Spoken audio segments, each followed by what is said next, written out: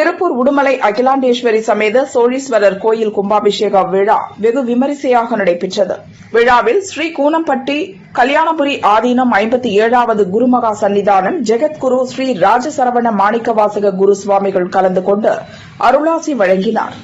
எல்லா இடத்திலும் இருக்கக்கூடிய இறை சக்தியை கொண்டு வந்து சேர்த்துவதுதான் கும்பாபிஷேகம். இறைவன் 5 வகையாக இந்த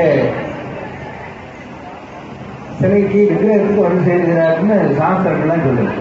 சாமி இல்லாத இடமே கிடையாது. சாமி அப்படியே எல்லா இடத்துலையும் இருக்காரு. ஆகாய மார்க்கமாக இருக்கக்கூடிய இறைவன் காற்று மூலமாக மந்திரங்கள் வாயிலாக இந்த கோவிலுக்கு கொண்டு வந்து சேர்த்துக்கிறார்கள். சிவாச்சாரியப்படுத்து பஞ்சபூதங்கள் சொல்லலாம் இல்லையா? அந்த 5 வகையான சாமி வராது. ஏன்னா அந்த நல்ல நாளில் இதெல்லாம் நம்ம தெரிஞ்சுக்கணும். யோகபாடி போனோம், கூழ் வாங்கணும், தீர்த்து வாங்கணும், அன்னதானம் சாப்பிட்டோம், இதுதான் பல்வேறு துறை வாழ்க்கை போயிருக்கு. ஒரு நல்ல நேரத்திலே நல்ல சிந்தனைகளை நாம் செய்தே ஆக வேண்டும். அப்பதான் அந்த பலன் நமக்கு ஒழுங்கையாக வந்து சேரும்.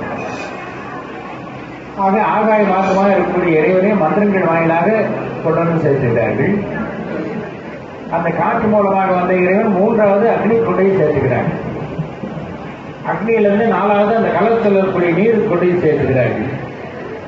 அந்த நீர்லேருந்து கல்லாலான விக்கிரகத்தை கொண்டை சேர்த்துக்கிறார்கள். 5 வந்தது பார்த்தீங்களா? ஆகாயம், அதன் பிறகு காற்று, அதன் பிறகு அக்னின்னு சொல்லக்கூடிய நெருப்பு, அடுத்து நீர்னு சொல்லக்கூடிய ஜலம், அடுத்து மண் சொல்லக்கூடிய அந்த சிலை. இந்த 5 பஞ்சபூதங்கள்னு பேர். அதான் வேதங்கள்லாம் சொல்லிச்சு. ஆகாசா வாயு, வாயு அக்னி, அக்னி ஆபா, ஆபப்புரின்னு. ஆக இதை விட பெரிய விழா, பெரிய சாந்தியான விழா எதுவுமே கிடையாது. அதனால தான் கும்பாவுடைய தரிசனம் என்பது மிகப்பெரிய புண்ணியம்னு சொல்லிவிட்டாங்க. அதனால தான் கும்பாவுடைய பலன் என்ன சொல்லுதுன்னா, யாரோட இந்த கலச தீர்த்தத்திலிருந்து அந்த விக்கிரகத்துக்கு போய் சேரக்கூடிய நேரத்திலே யார் தரிசனம் செய்கிறார்களோ அவர்கள் 12 ஆண்டுகள் தினந்தோறும் காலை மாலை இருவேளையும் அந்த பெருமானை வழிபாடு செய்தால் என்ன புண்ணியமோ அந்த புண்ணியம் கிடைக்கும். பாருங்க, கும்பாவளி தரிசனம் பண்ணால் என்ன புண்ணியம் பாருங்க.